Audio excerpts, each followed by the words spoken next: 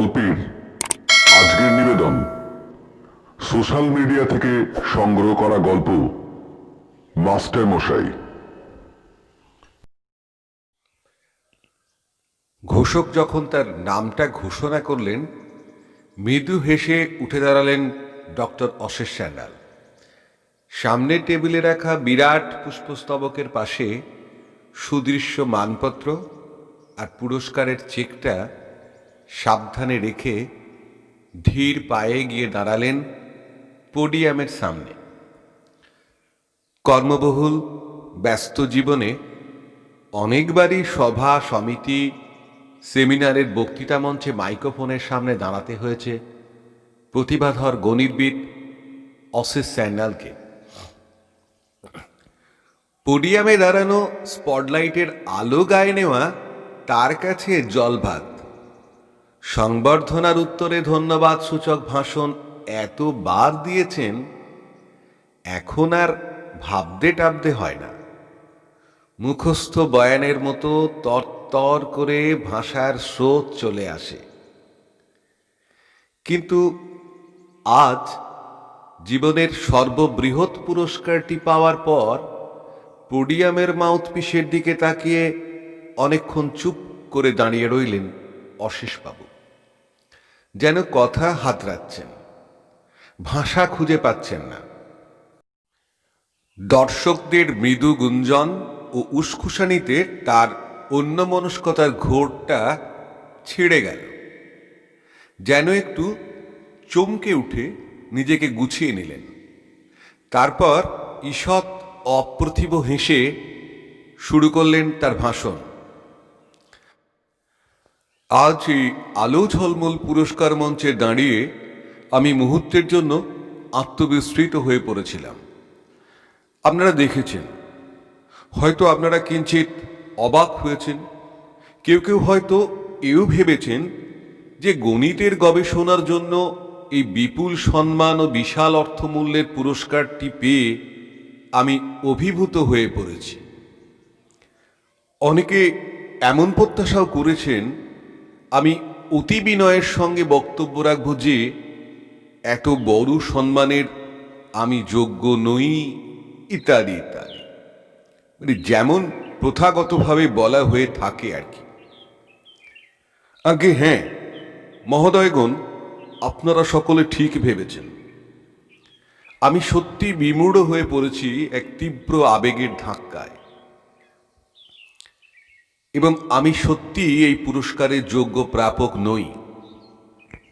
এ আমার বিনয় নয়, নিছক প্রথাসম্মত লিপ সার্ভিস নয়, এ আমার অন্তরের কথা।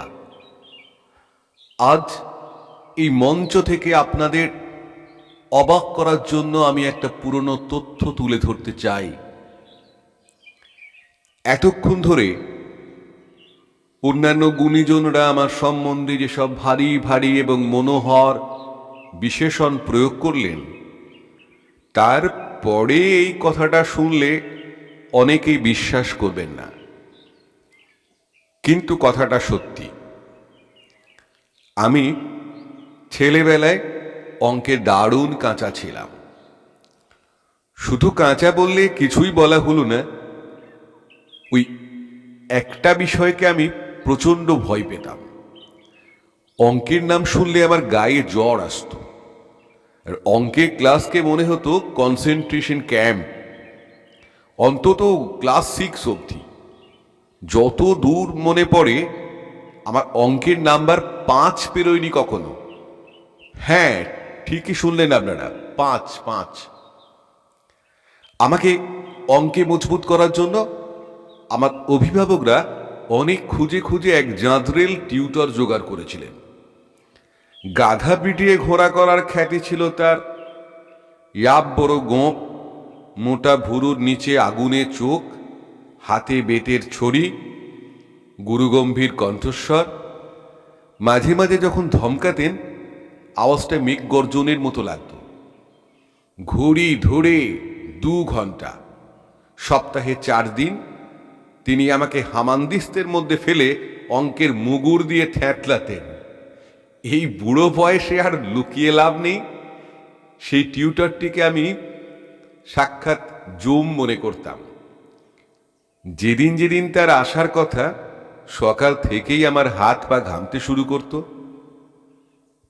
তার পড়ানোর পদ্ধতিটিও ছিল ভয়াবহ। প্রশ্নমালার পর প্রশ্নমালা অঙ্ক গড় গড় করে কষে দিতেন খাতায়। বুঝেছি কি বুঝিনি সে বিষয়ে তার কোনো মাথা ব্যথা ছিল না। নিজের কষা শেষ হলেই নির্দেশ দিতেন অন্য খাতায় সে অঙ্কগুলিই কষতে হবে আমাকে, না পারলে বেদম প্রহার। প্রাণের দায়ে আমি কষানো অঙ্কগুলো দাঁড়ি কমা সমেত মুখস্থ করার চেষ্টা করতাম। তার ফল হতো মোক্ষম সময়ে উল্টোপাল্টা হয়ে যেত সব। স্মৃতি বিশ্বাসঘাতকতা করত, বুদ্ধিতে জট পড়ে যেত। বাড়িতে মার খাওয়ার মাত্রা যত বাড়ত তত কমত পরীক্ষার নম্বর, আর ততই তীব্র হতো অঙ্কের ভীতি। 6-এর হাফ ইয়ারলি পরীক্ষায় 100-র মধ্যে 0 পেলাম। তখন আমার জ্যাঠামশাই একদিন সেই বিভীষণ টিউটরকে বিদায় দিলেন। বাবাকে বললেন, একটা লোক আছে হাতে, অঙ্ক টঙ্ক জানে বলে শুনেছি, কিন্তু বেজায় গরিব, টিউশনই খুঁজছে। ফর আ চেঞ্জ একবার দেখাই যাক না, যদি বুঝিয়ে টুঝিয়ে মাথায় কিছু ঢোকাতে পারে। মেরে ধরে তো কিছু হলো না।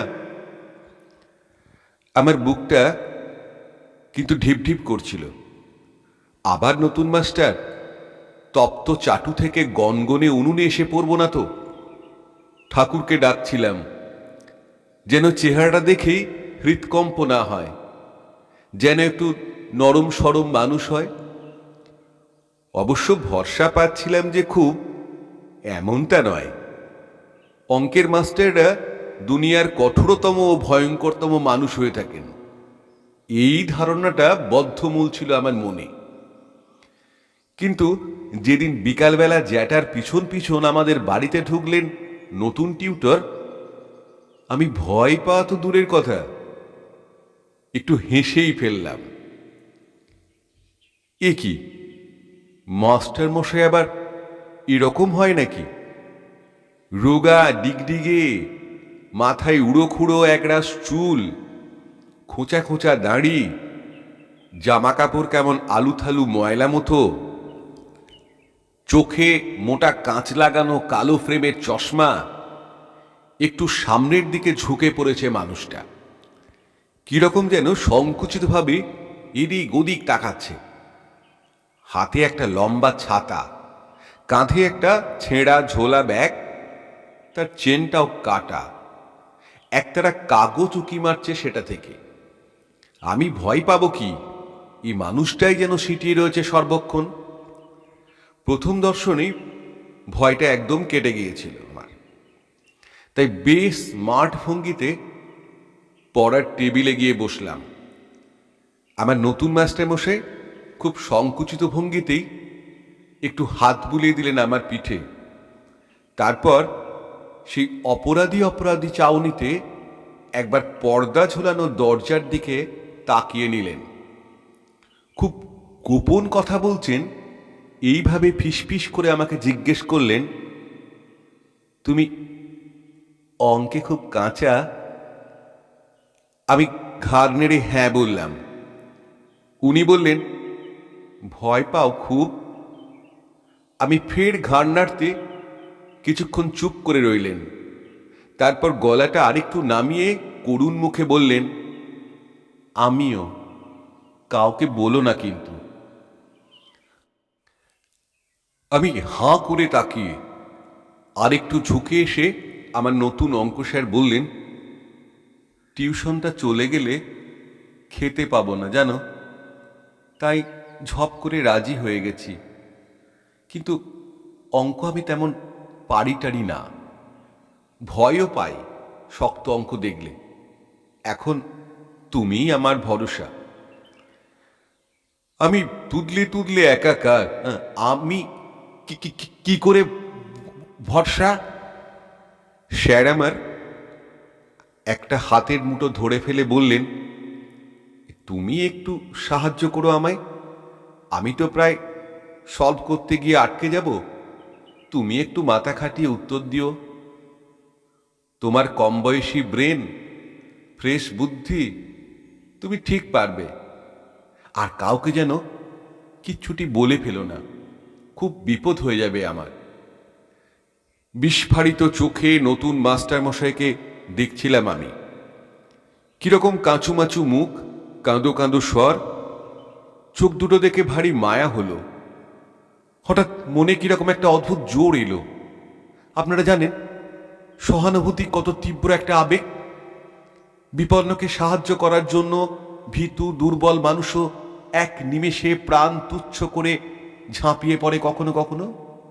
আমারও সেই রকম মনে হলো। কোনো একটা ভালো কাজ করার ইচ্ছা জাগলে যেমনভাবে স্নায়ুরা চনমনিয়ে ওঠে, তেমনি উদ্দীপনা টের পেলুম বুকের মধ্যে। ঠিক করলাম বাঁচাতেই হবে মানুষটাকে।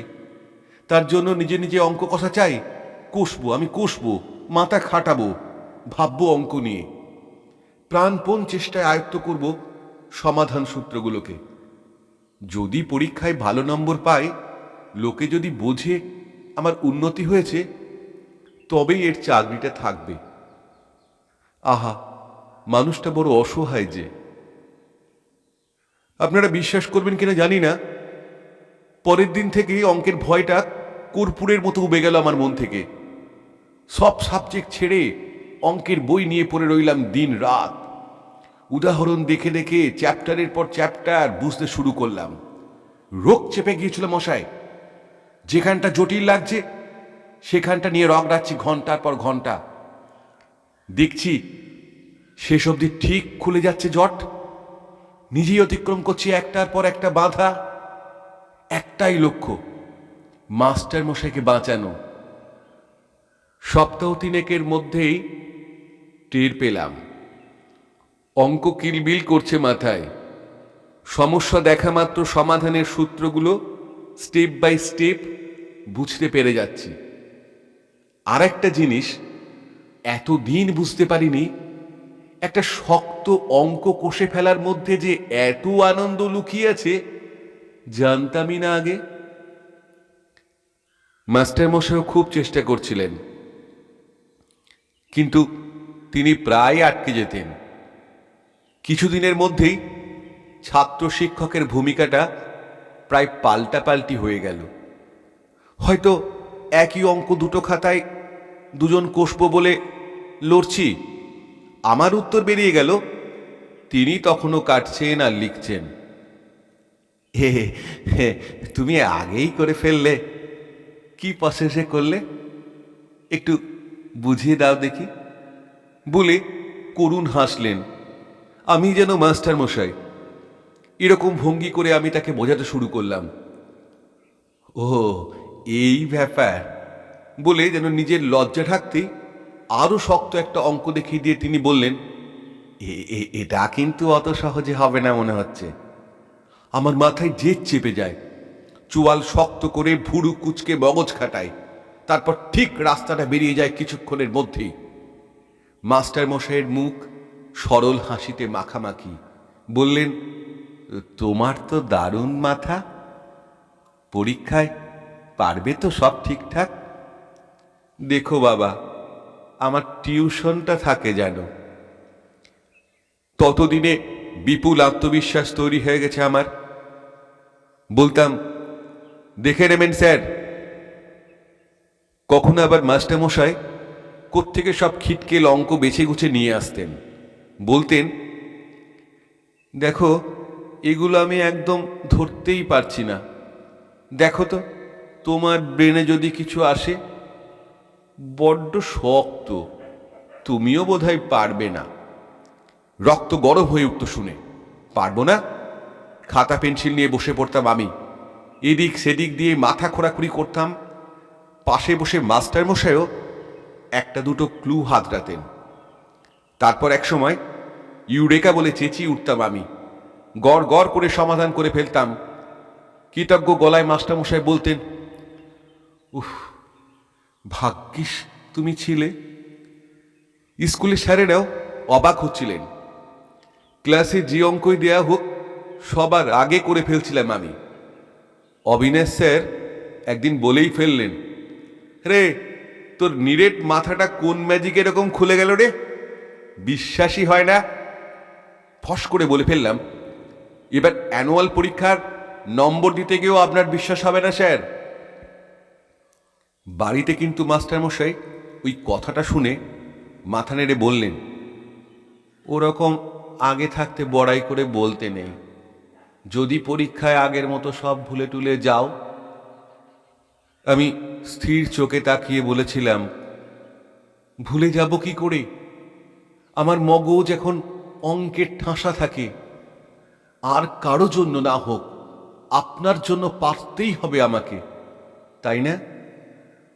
সেই প্রথম তার ভীতু ভীতু চোখ দুটোকে আমি চিকচিক করে উঠতে দেখেছিলাম, অশ্রুতেই নাকি উত্তেজনায়, তখন বুঝে উঠতে পারিনি। গ্লাস থেকে একটু জল খেলেন ডক্টর স্যান্যাল। গলাটা একটু ঝেড়ে নিয়ে কয়েক সেকেন্ড চুপ করে রইলেন। তারপর বললেন, আর বেশি সময় আমি ব্যয় করব না। অনেক ধৈর্য নিয়ে শুনছেন আপনারা, কিন্তু গল্প এবার শেষ হয়ে এসেছে। রেজাল্ট যেদিন বেরোলো সেদিন স্কুলের স্যারেরা হতবাক। বললে, একদম আষাঢ়ে গল্পের মতো শোনাবে আজও।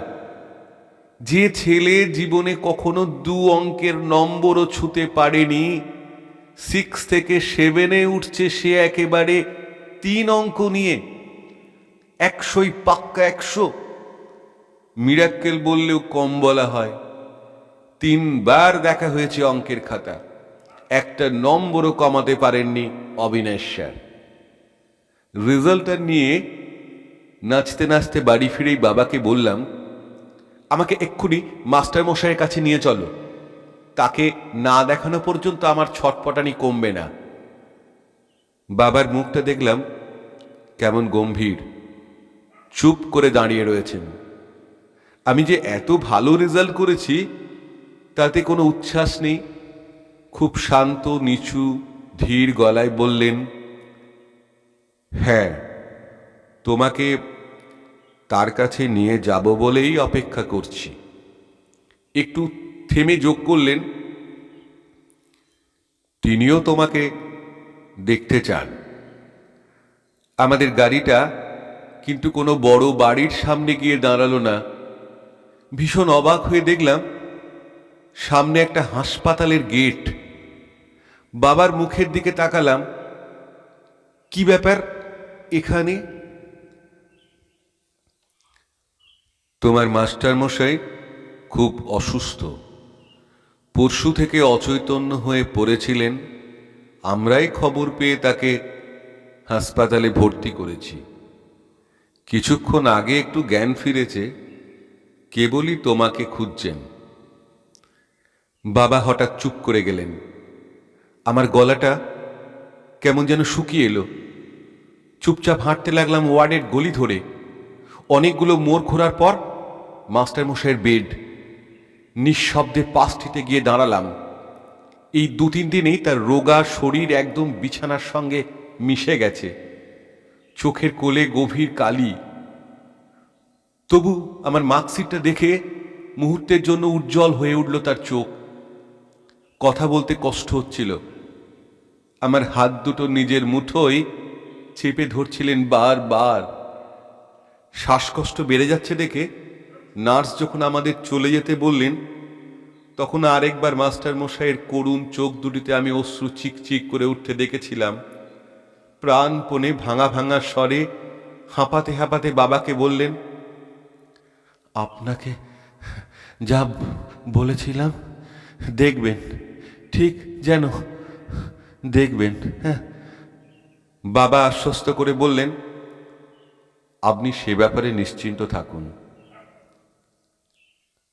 থামলেন অশেষ স্যান্যাল। মাথাটা নিচু করে রইলেন কিছুক্ষণ। মাইক্রোফোনের ধাতব দণ্ডটা চেপে ধরলেন মুঠোয়। ঢোক গিললেন একবার, তারপর একটা শ্বাস চেপে নিয়ে বললেন, সেই তাকে আমার শেষ দেখা। সেই রাত্রেই তিনি মারা যান। তার মৃতদেহ আমাকে দেখানো হয়নি।